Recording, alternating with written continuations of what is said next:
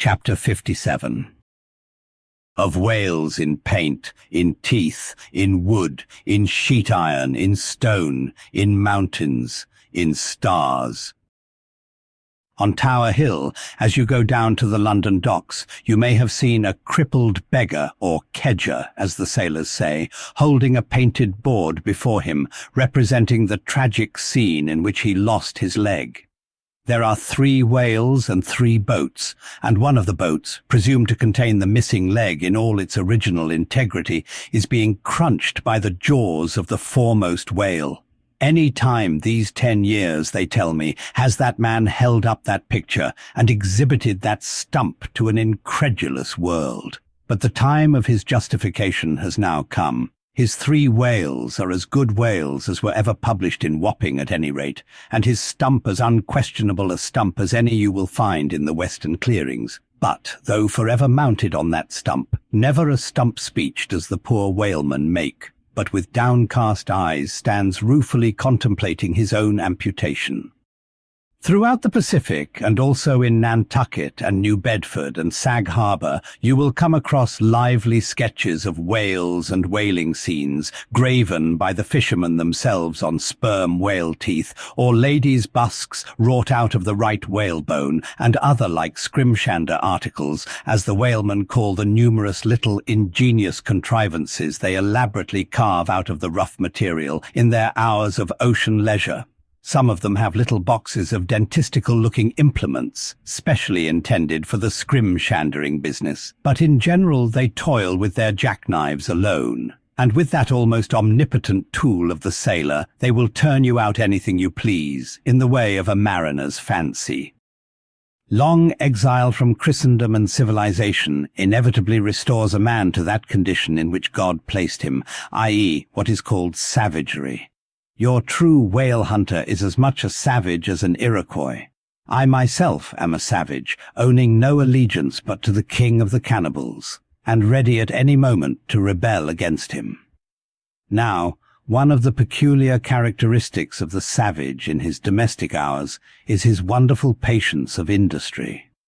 An ancient Hawaiian war club or spear paddle, in its full multiplicity and elaboration of carving, is as great a trophy of human perseverance as a Latin lexicon. For, with but a bit of broken seashell or a shark's tooth, that miraculous intricacy of wooden network has been achieved, and it has cost steady years of steady application. As with the Hawaiian savage, so with the white sailor savage. With the same marvelous patience, and with the same single shark's tooth of his one poor jackknife, he will carve you a bit of bone sculpture, not quite as workmanlike, but as close-packed in its maziness of design as the Greek savage, Achilles' shield, and full of barbaric spirit and suggestiveness as the prince of that fine old Dutch savage, Albert Dürer. Wooden whales, or whales cut in profile out of the small, dark slabs of the noble South Sea warwood, are frequently met with in the forecastles of American whalers. Some of them are done with much accuracy. At some old gable-roofed country houses you will see brass whales hung by the tail for knockers to the roadside door.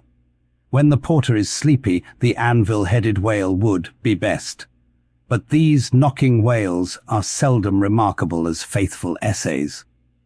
On the spires of some old-fashioned churches you will see sheet-iron whales placed there for weathercocks, but they are so elevated, and besides that are to all intents and purposes so labelled with "hands off." You cannot examine them closely enough to decide upon their merit.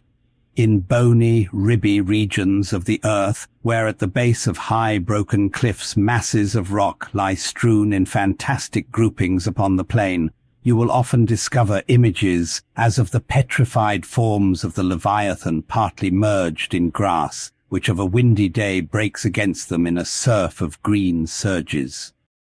Then again, in mountainous countries where the traveller is continually girdled by amphitheatrical heights, here and there from some lucky point of view you will catch passing glimpses of the profiles of whales defined along the undulating ridges. But you must be a thorough whaleman to see these sights, And not only that, but if you wish to return to such a site again, you must be sure and take the exact intersecting latitude and longitude of your first standpoint, else, so chance-like are such observations of the hills, your precise previous standpoint would require a laborious rediscovery, like the Solomon Islands, which still remain incognita, though once high-ruffed Mendana trod them and old Figueroa chronicled them. Nor when expandingly lifted by your subject can you fail to trace out great whales in the starry heavens and boats in pursuit of them, as when long filled with thoughts of war the eastern nations saw armies locked in battle among the clouds.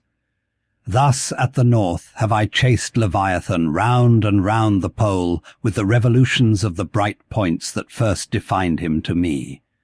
And beneath the effulgent Antarctic skies I have boarded the Argo navies and joined the chase against the starry Cetus far beyond the utmost stretch of Hydrus and the flying fish.